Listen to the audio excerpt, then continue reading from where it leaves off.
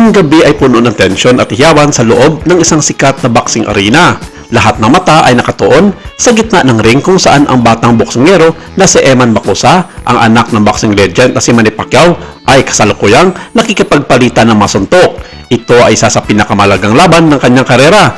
Isang patunay na hindi lamang siya anino ng kanyang ama, kundi isang bituin na may sariling ningning. Sa bawat jab at hook na binibitawan ni Eman, narinig ang hiyawan ng madla. Ngunit sa likod ng ingay, may isang espesyal na panauhin sa ringside na pilit niya tinatago ang kanyang muka sa ilalim ng isang itim na baseball cap at face mask. Sa huling round, isang matinding uppercut ang pinakawalan ni Eman, bumagsak kanyang kalaban at idineklara siyang kampiyon sa pamamagitan ng unanimous decision.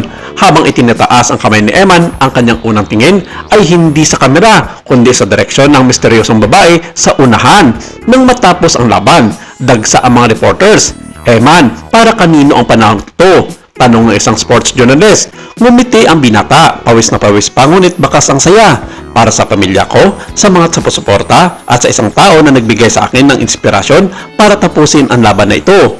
Hindi nakaligtas sa mapanuring mata ng mga paparazzi ang pagkayo ng isang misteryosong babae. Sa isang pagkakataon, nahulog ang kanyang mask at doon lumabas ang mukhang kinagigiliwan ng buong Pilipinas, ang star of the new gen na si Jillian Ward.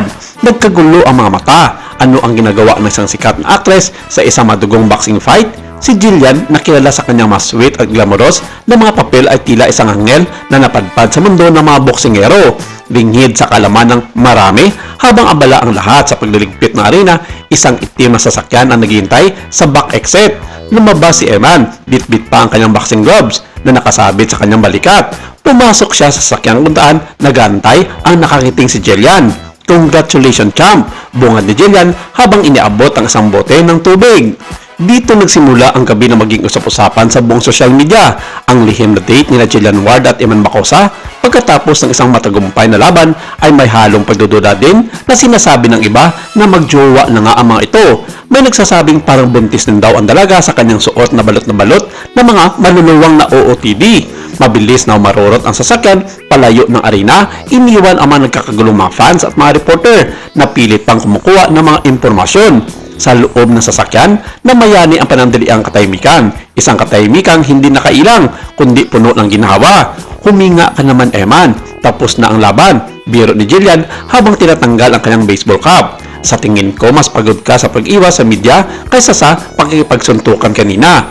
Natawa naman si Eman habang pinupunasan ang natitirang pawis sa kanyang noo. Hindi mo lang alam kung gaano ka kabado, Jillian. Hindi lang dahil sa laban, kundi dahil alam ko nandoon ka. Ayaw ko namang matalo sa harap mo.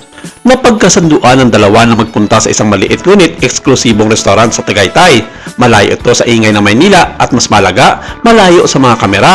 Ang restaurant ay matatagpuan sa gilid ng isang bangin na may tanawin ng Bulkang Taal na nililiwanagan ng kabilugan ng buwan. Sa ilalim ng maliliit na bumbilya ng restaurant, hindi sila ang star of the new gen at ang boxing prodigy. Sila ay dalawang kabataan na nag-i-enjoy sa kumpanya ng isa't isa. Pinag-uusapan nila ang kanilang mga paboritong kanta, ang mga pangarap nilang puntahan sa ibang bansa, at ang mga hirap ng pagiging anak ng mga sikat na personalidad.